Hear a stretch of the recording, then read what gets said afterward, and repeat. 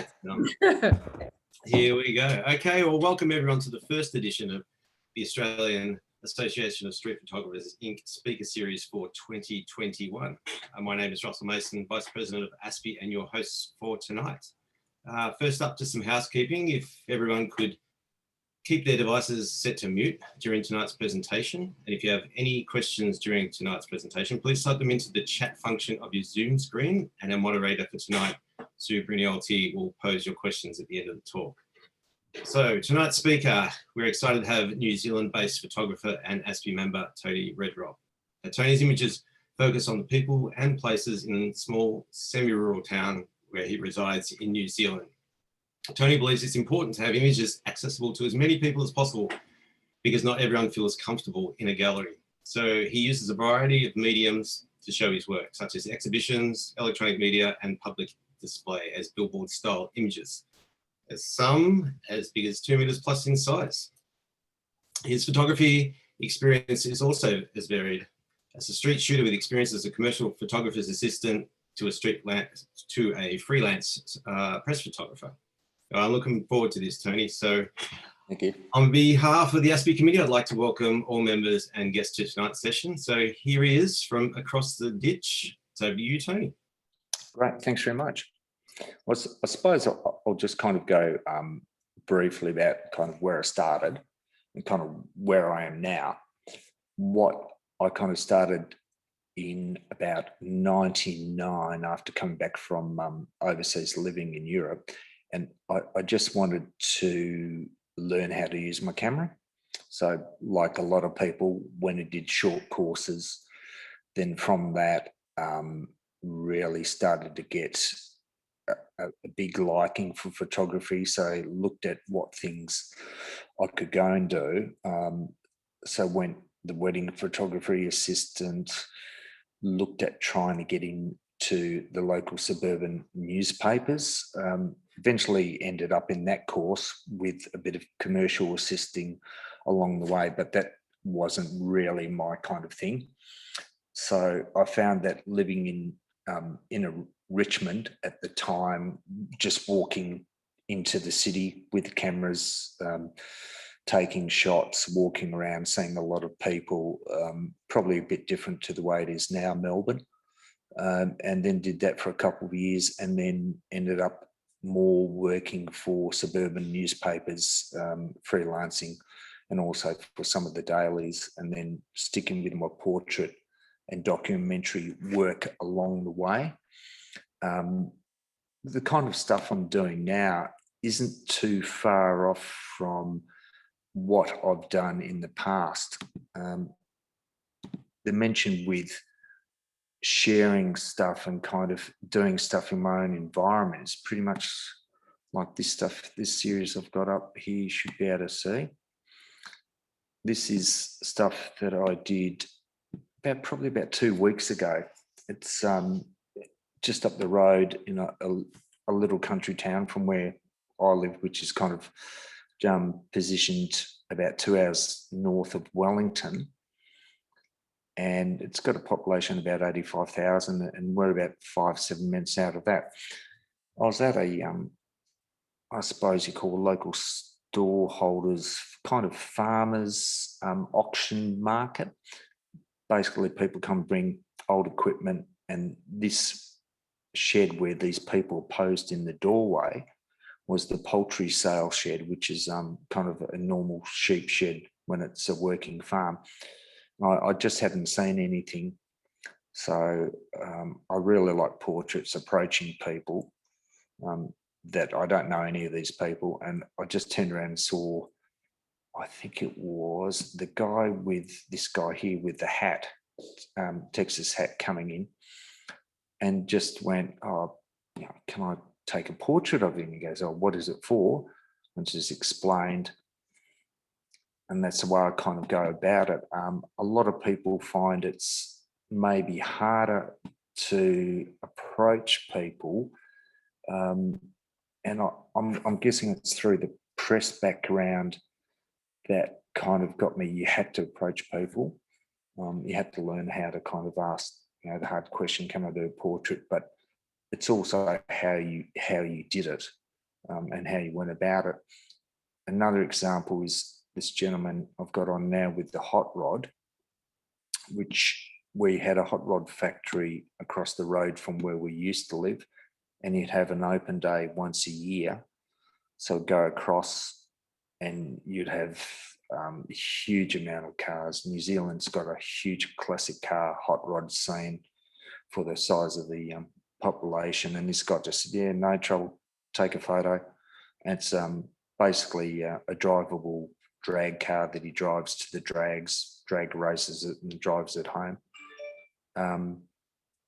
Other ones coming in, bowling club series. So it's picking out the characters. I haven't got anyone, I don't think I've photographed that isn't a character. It's someone who's got something about them.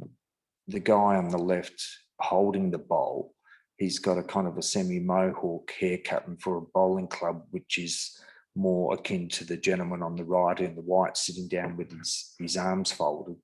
He's considered a bit of a rebel, and he wasn't a rebel at all, but he just liked stirring it up, I think, with the haircut. And you get an example here, and there is, so there's a different version of him there with the hat on.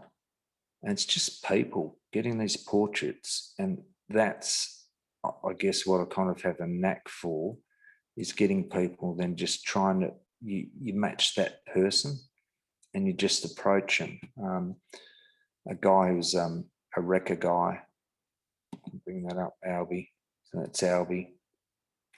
He's quite interesting, just a big scrap metal yard near where we used to live.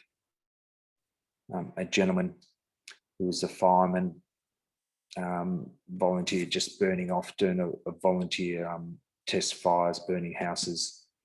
And then you get Salvation Army, which is huge around the area. A local pastor, another minister.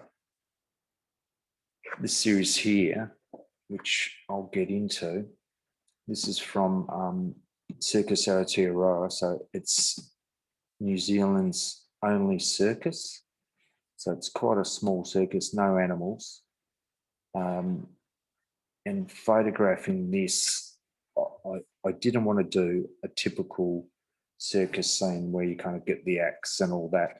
So that shot there where the silhouette of the ringmaster is also the owner of the circus, his whole family's involved, is an area probably, I'd say about 15 by 15 foot in the old scale.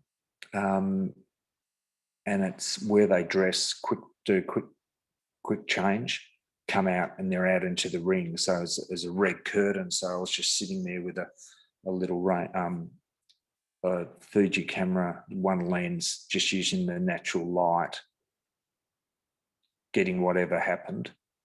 So I'll bring up, should be able to show a bit more of the albums there. Bring this up. Okay. Oh, yep. Okay. So this gives you an idea. So this is all just a little series just behind the curtain. So the different acts that came out, these are ones in the middle. There we go. They were, they call them Sparkles, but whoever it is gets the name the Sparkles because they're the high wire act. They do spinning, etc. The tent itself, which has since been replaced with a new tent. Go through. A girl, hula hoop top girl. The juggler. The ringmaster. Another juggler.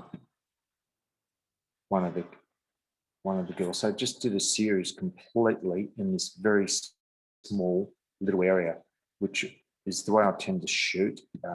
Or this might look a bit like, there we go. Bring this one up. So this is kind of stuff I suppose I've done always from the beginning. I've been interested in shadow light work. I like to photograph a person or something coming into the frame. So I might see something where I'm getting I'm getting a shadow, bit of contrast, light, shadow, but something gets my eye. This one here, bring it up. Okay, it's just in between some law courts. And you get the idea. It's a person silhouetted. Not always showing the person isn't a big thing for me. I quite like that. You get a bit of an idea also of the shadow, which is these little lines here, light coming through is bricks, building type bricks that you get in a laneway. And this ended up being a series that I did, and then different bits around the town. It's you're kind of very spoiled with Melbourne, where you've got so much area. You have to be really careful in a small area, I think, not to repeat, but also to look out for things that you might not normally see, or you've overlooked it. So getting around the town, and colours too, like orange, red, blues. There's probably quite a few photographers that might be watching that will get the that shadow thing. I mean, Mark does really nice stuff with that, and you can see why people get attracted to the shadows and shapes. So the light in New Zealand being UV is quite a bit more harsher, about 40% harsher UV. So you need to really time either in the morning or the evening precisely. It can move quite quickly before it's quite glary. So I'm using about 200 speed film. Like I was at pretty much from beginning 2.8 aperture. So I'm just focusing pretty much on what's there. I don't change from that too much. I'm using digital equivalent to a 35mm lens, and that's the way I worked when I used analog too. It's the same place, a couple here with the same laneway, all those three images there you can see. I just bring that up. So that's the same thing again. It's just the guy, it's just the shadows, there's bricks coming through, someone having a look, different time of day. Yeah, afternoon, different time of year. That's really getting attracted to those shadows. Just love it.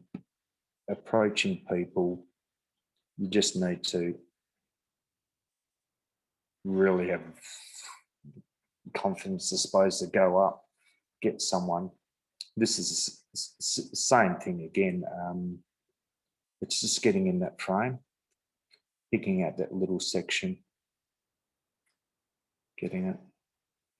I don't know if any of the moderators want to chat anything at all. I'll go back a bit and get out of here. Okay, there we go. How's that?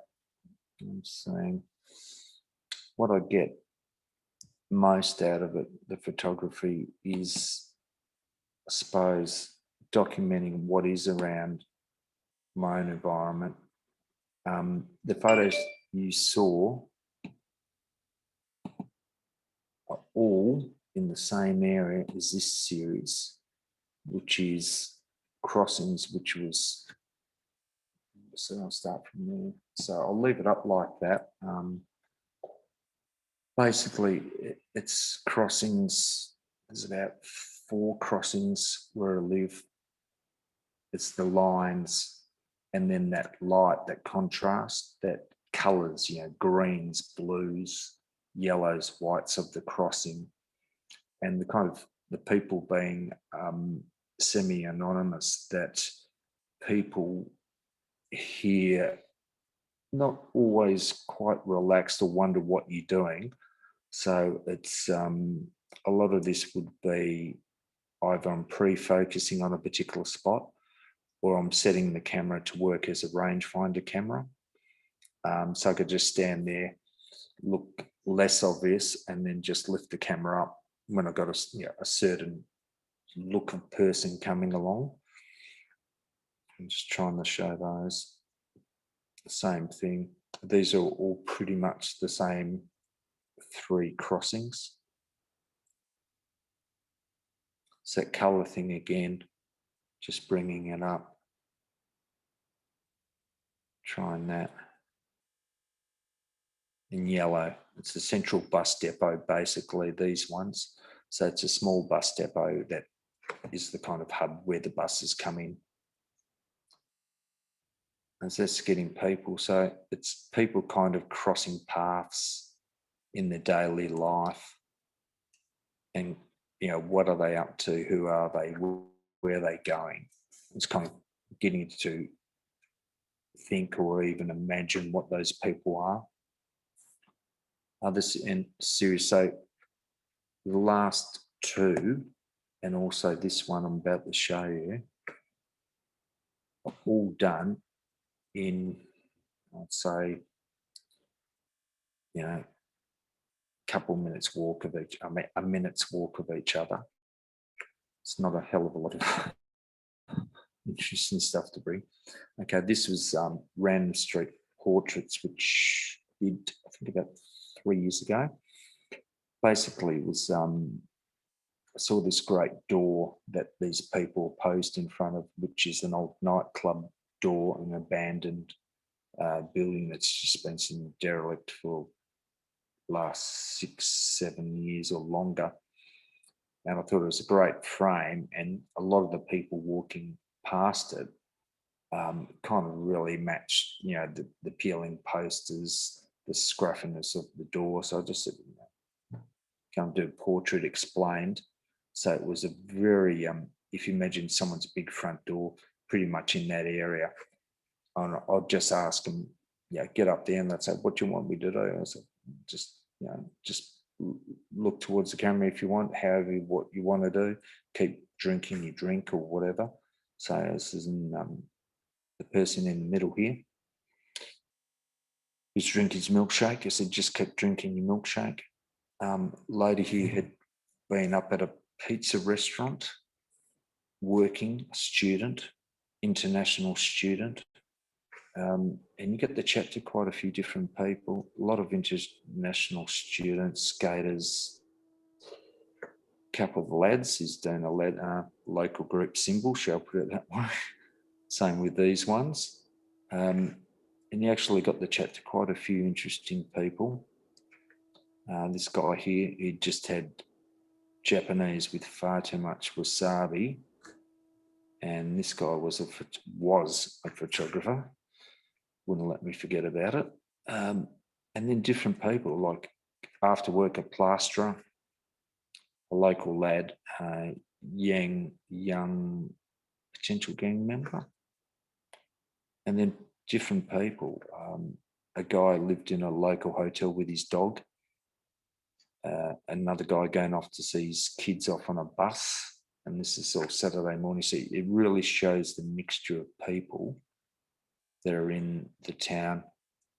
Academics, because there's a large uni here, which I work at, also an army base. So there was Anzac Day. It's a doctor.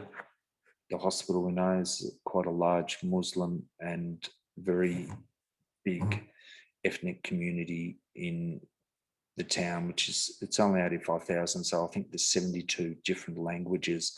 So it's been trying to get portraits of the mixture of people, but it's a lot easier said than done. Hip hop dancers. All these posters were done.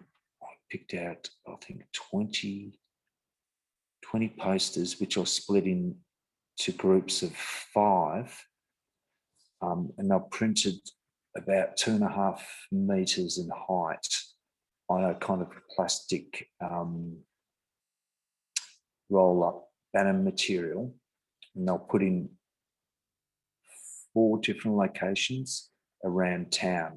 I used an actual old billboard on the side of a shop. I used the local council windows, council chambers, and then also an arts centre, and had them up with a bit of information so people driving home could read. You know, I'd have the banner down below of information telling about the series, the stuff, what the idea was. So I had that up. That was part of a fringe festival a couple of years ago. So that was, I think, 40, and I cut it down to 32. It gives you an idea. I don't know any of these people. Some I bumped into again, but then others you just never saw. This one was an interesting one. This one here, this lady, you can see how long her dreads are. And all I saw was her and her cousin, I think it is, driving past, and these dreads hanging out, almost touching the ground out of this 4-wheel drive. And I thought, oh, she comes back. I've got to take a photo. So it's having that confidence just to kind of get out of your comfort zone, go and photograph people. This lady, wasn't raining, had been, I suppose, with your umbrella. It just broke up, I suppose, the typical portrait that you might get of it. A lot of these people too, travelling through the town. So there's a bus stop nearby, interstate bus stop, 2 sisters with their kids. Gives you a mixture.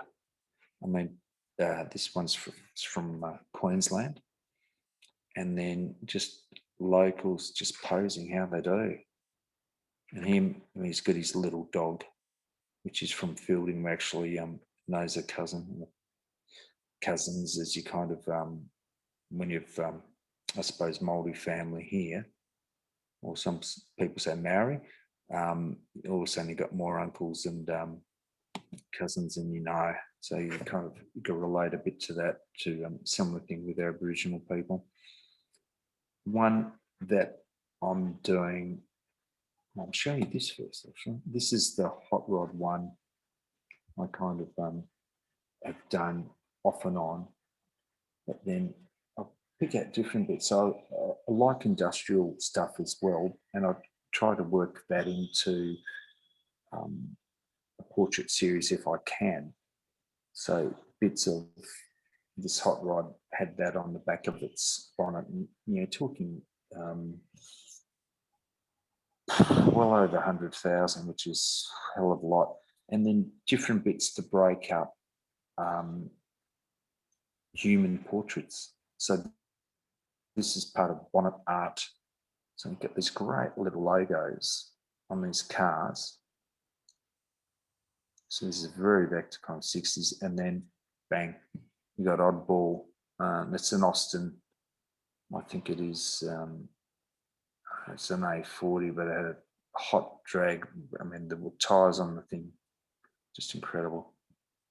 And then little bits, details, and back to a guy, a photograph, say the character, just letting them pretty much sit, maybe saying position, so I'll get against the door so I can see a bit of the car. And that's my kind of, I suppose, control over it. Then he says, how do you want me? Just pose how you feel comfortable. If it's not something that's going to work, that's the car, I'll give a suggestion, try and get them to move. So this is different stuff. It's going in and then back up.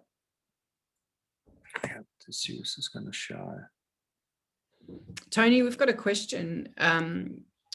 Mark Davidson asks, what is your strike rate when asking for street portraits? How many people say no? To be honest, and yeah, I've been pretty lucky. I think, let's say if I ask 20 people, I might get 3 people saying no. I'm picking. It's also a combination. I go off. You kind of got to go off. Read people. I think read people anywhere, particularly here. Just smaller community. Maybe, and it's not a problem, but the fact that you can have people associated with gangs here. So you need, say, if I'm photographing here, I might look if someone's wearing a certain colour, and it'd be a prevalent colour in a top, shoes, things like that. You go, well, okay, they're either a son of, or they might be a member of that. If they're a real interesting character still like that, and they engage you a little bit, oh, what you doing? Chat, chat, chat. Oh, about a portrait. Some have gone yes, others have gone no. There haven't been ones that have, say, had a patch on like mongrel mob or something like that. But it's reading, kind of spotting the person. I like to settle a little bit too, maybe in a spot or in a particular bit, maybe 10 minutes just to kind of get the feel for the area, and then also feel what the area is like, if it's a good vibe or something like that, and just take it that way. But yeah, it's fairly good. I think you just got the, sometimes it's a good day to take a portrait, other days it's not. That helps. Sure. Do you say anything in particular? Or have you worked on a successful sentence, I guess? No, it's just approaching the people, just, being light with your energy. I mean, I'm not tall, I'm 5'8", fairly solid, pretty much shaven head, beard, and it's just, oh, hi, how you going? So if you're approaching people light and you think they're not a bad person, you can get a good result. Then, some days I've gone out and I've just, I don't know, I'm not going to try this. I've seen some really interesting characters, and you're just going, oh, it just doesn't feel right. Even though I might have asked them and they might have been fine.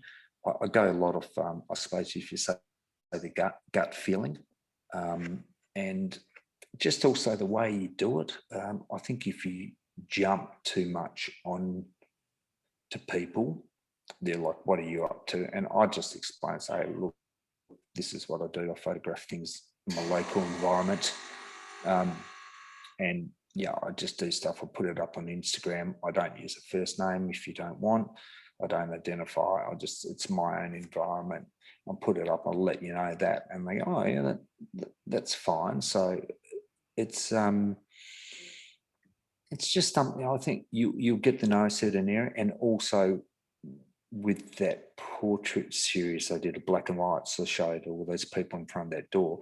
I was sitting there over probably 6 months. So people, after probably 3 weeks, were coming by asking me, well, oh, you're going to take my photo? So people had seen you, or, oh, yeah, you're the guy someone's told me about.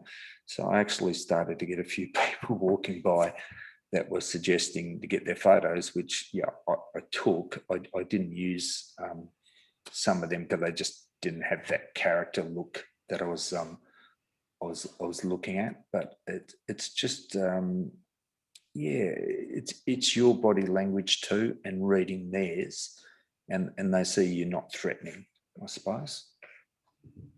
Sure. We've got another question for one of our members, Angela. She asks, do you need to get an official in writing permission from your portrait subjects before you put the images on public display? No, and that's something that I've gone through when I did press, and also was more when I was doing a little bit of commercial assisting and PR stuff. when it comes down to if the image is going to be used for advertising, so you're making commercial profit off it, or you might be selling images. So if you're having an exhibition and you're selling it, it could get into an area, and I won't be 100% sure on this, but if you're using it for commercial, say a book cover or a poster promoting something, definitely. And I do carry some release forms with me. If I see someone, I go, ooh, that's great. And if they ask something, I explain and say, well, look, I do have a form if you want something to sign. But things like Instagram, stuff like that, it's when you get into, say, a commercial profit thing, so advertising of that type. But I think it always pays people to check, because I've had people here tell us, A to Z of different stories, and I've just said, no, that's not correct.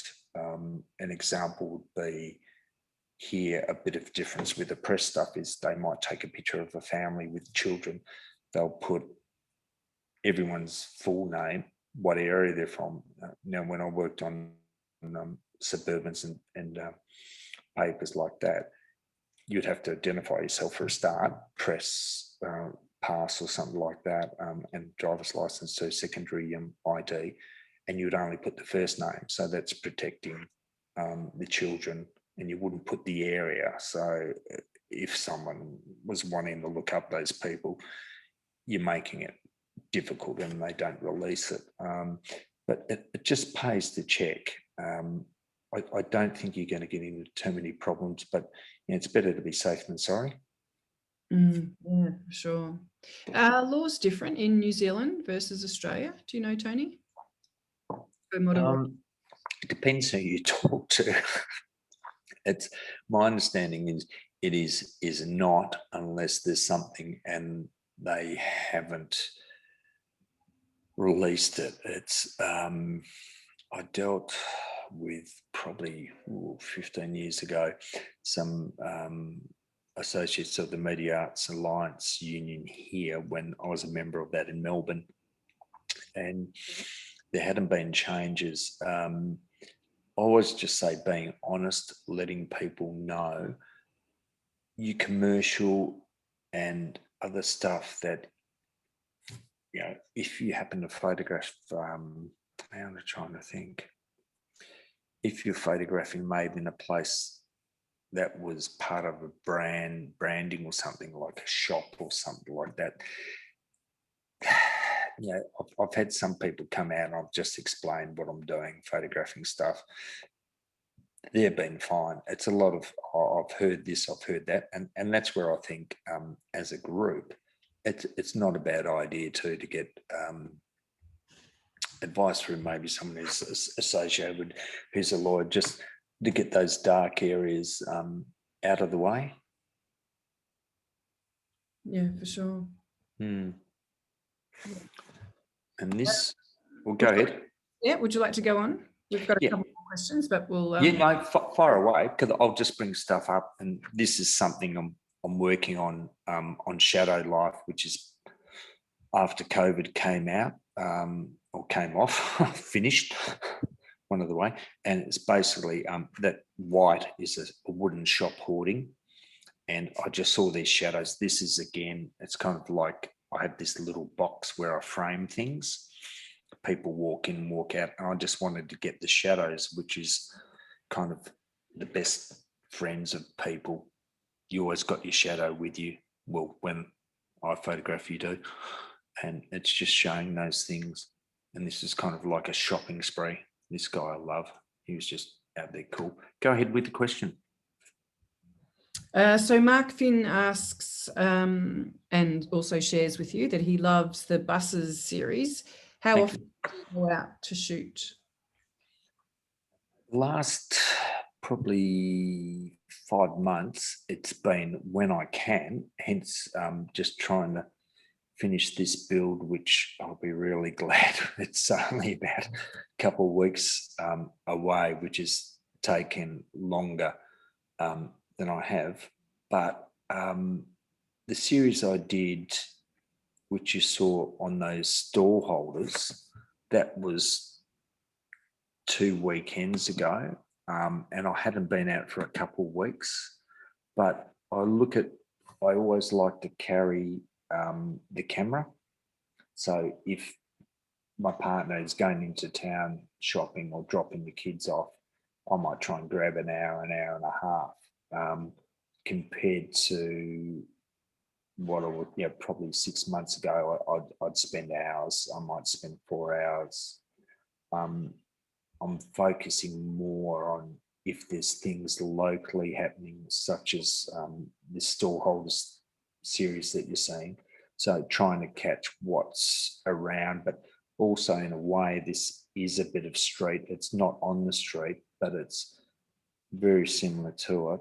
And it's just getting those characters. It's having a camera with you is something you might not feel like taking a photo, but then if something pops up and you haven't got your camera, you're obviously going to miss it.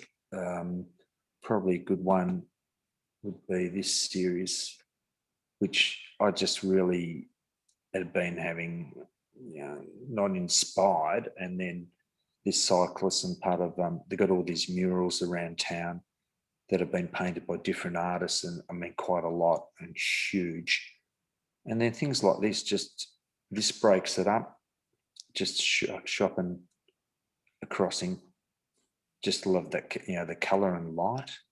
It's I suppose it's from also the years of spending a lot of time, I mean, probably too much time, according to my partner, on the streets, that you have that in. You've kind of got a set way, I suppose, I shoot a formula.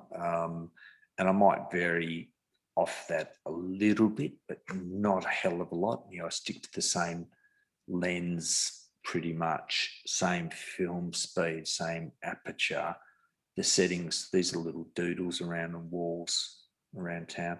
And that these two, this is how they're shot. I do very little post-production. It's just amazing light around here at certain times of day or morning, which is some of the shots.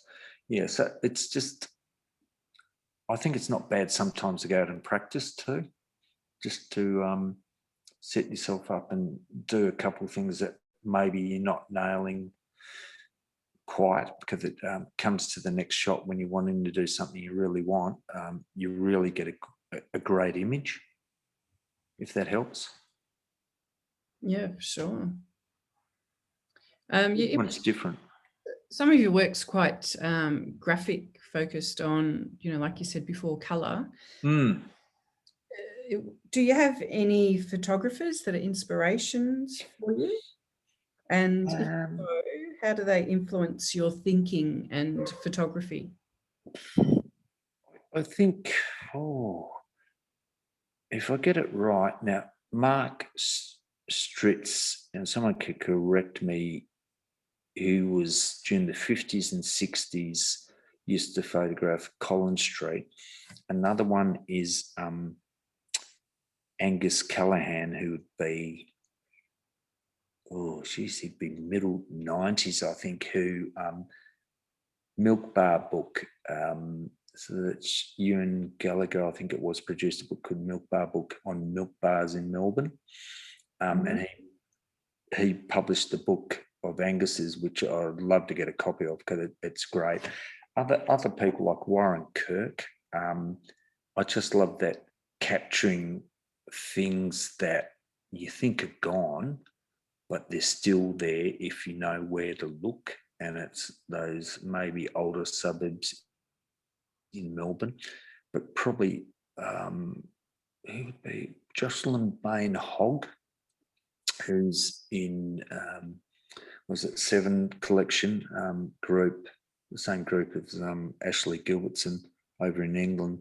I call them VU, and I think some people say it's 7, did a great book on the firm, which was kind of on the gangsters in England that used to associate with the Krays.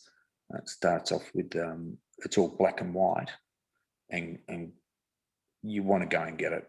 If you could get a hard copy of it, I was lucky to get a hard copy secondhand. And it's a great book, and that people, the kind of what's happening in that circle that you've got into. A lot of other stuff is just different.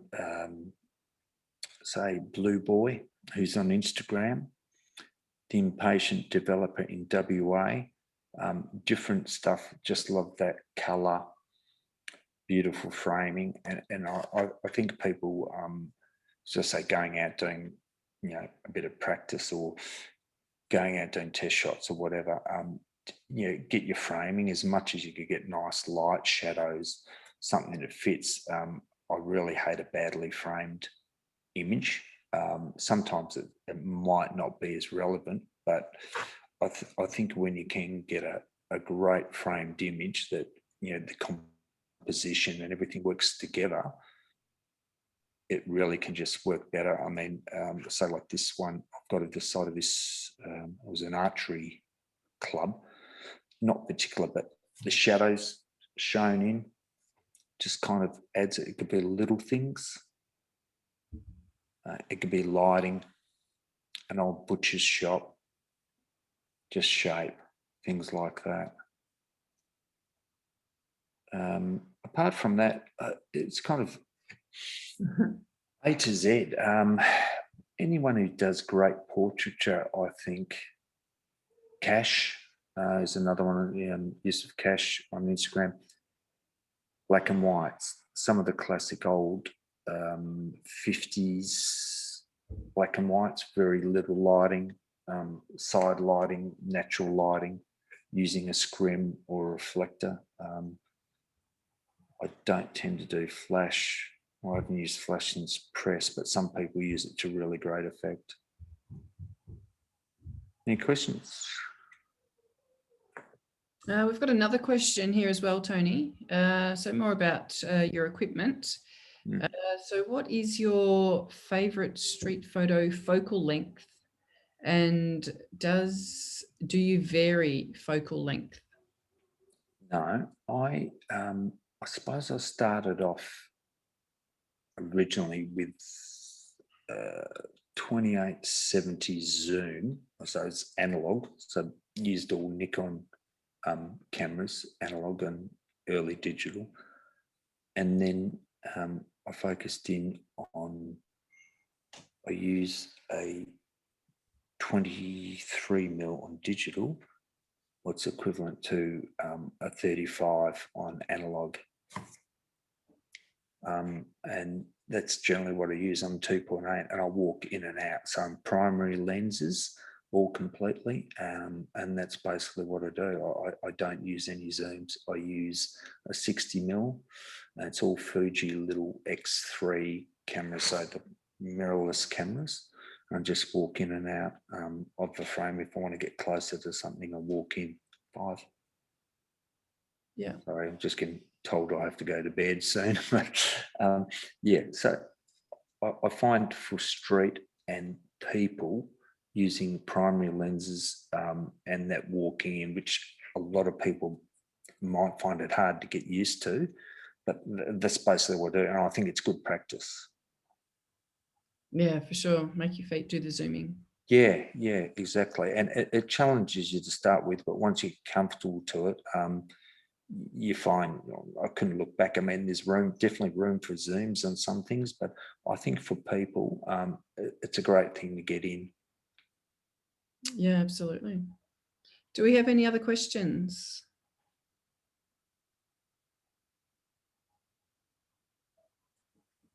Feel free to take yourself off mute if you like and ask Tony any questions. Cool.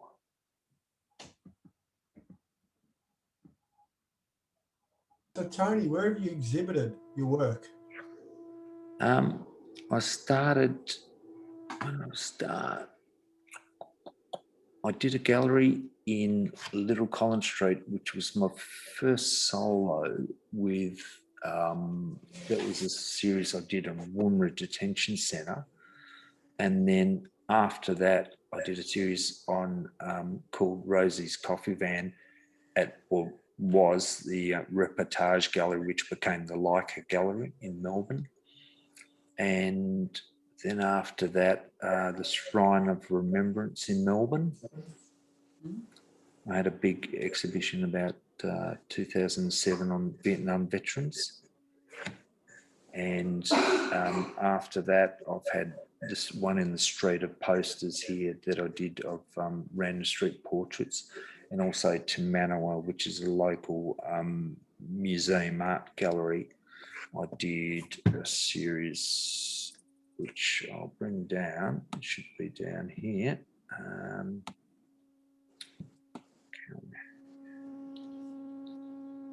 Yeah, this one, Metropolis. So I did this. So I've had about 5 or 6 solo exhibitions and a few group ones as well, that tend to more now. Just, yeah, last one was about 3 years ago. Do you still work professionally as a photographer with the press?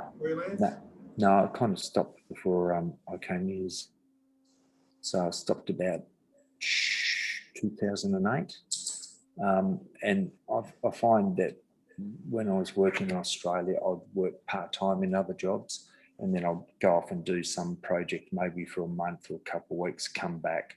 I had that flexibility, which was really good. And that's the way personally for me, it suited. I didn't mind the press work, but the press work was freelance and you could have a great 2 weeks and then you could have a month, nothing. So you had to live. But I find all that experience has kind of paid off for me.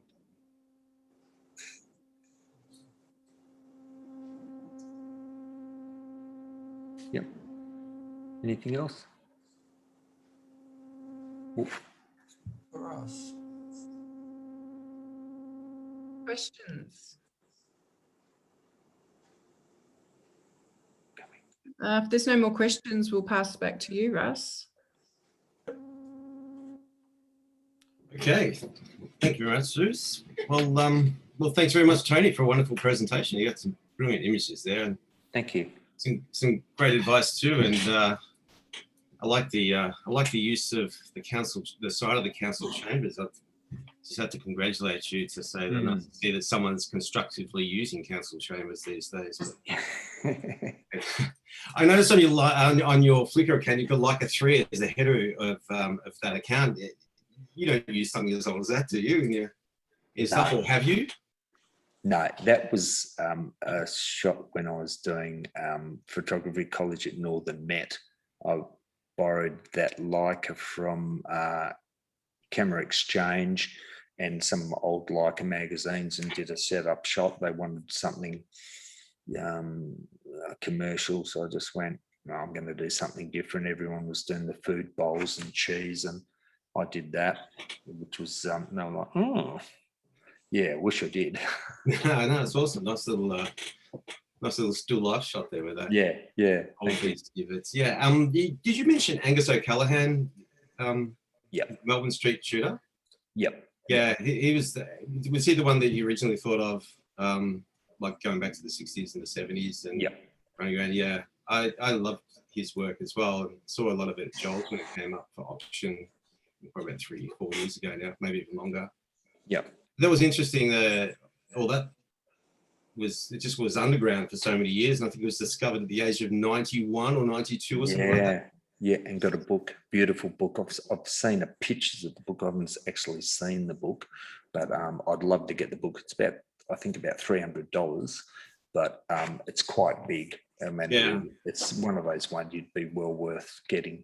I think they had a Kickstarter campaign for that. So that was his images are fantastic, and sometimes I think you have to take all these, and maybe 30 years later, 40 years later, then like it all makes sense. But I often thought about that now, people running around with mobile phones stuck to their ears, and how it's the it's the bane of street photographers, but maybe in 30 years' time, when there's no such thing as a mobile phone, we'll be reminiscing about the days where people were distracted and blah, blah, blah. But yeah, there you go. And that Milk Bar book, is that even Donnelly's book? Yes, he's the one who organised that book for Angus and did a lot of great work. Yeah, I think he's got a second book in the making as well. So yeah, there's some really nice old stuff in Melbourne that's still there. That's what I like about this. You can go out and shoot it now before it's gone, and it's all glass and concrete and apartments. So yeah, there's some great Instagram accounts who will shop front ones and go sign ones and that. There's a lot of stuff out there. It's great. Anyway, on behalf of the AASPI members, I'd like to thank you for your time and presentation tonight. Must be getting late over there. I think it's New Zealand's probably way past your bedtime. Yeah. Hope you haven't kept the kids up. But, no, that's okay. I'd like to say, if you'd like to view more of Tony's work, check out his Insta feed at Tony Reddrop. That's where you'll find links to more of his work and alternate Insta feeds. And you can also find his work on the member gallery on the AASPI website. Anyway, that was a brilliant start to the series for 2021. If you'd like to revisit this session or any other session in last year's series, you can find them on our YouTube channel. If you don't know how to get there, we've made it easy with links on our website, aspi.com.au. You can subscribe to that if you're not done already, and you won't miss out on any of the future content. The series will continue next month, with the speaker series being scheduled for the second Tuesday of each month, I should say.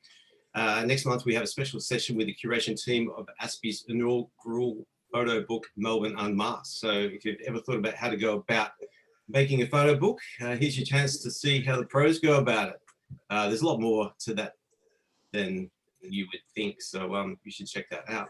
Also, our second street walk is also scheduled for the third Saturday of the month, and will be the third Saturday of each month going forward. This month it is the 20th. If you can't remember all that, we've just all the dates that I've mentioned. We have a new calendar function on the AASPI website with all the details of all of our events, so you should check that out too. We hope you've enjoyed tonight and hope it has served as some inspiration to get you back out on the streets with your camera, and that's what we're all about. So Sit Home is going ahead for 2021. We'd love to see your work hanging on the walls of the Victorian Artists Society Gallery. So get out there, get creative, and make some pictures and exhibit. And finally, memberships are up for renewal, so keep your eye on your inbox for the email reminder and keep our treasurer busy. Thank you for joining us tonight, and I hope to see you out on the streets. So stay safe and see you next month. Good night.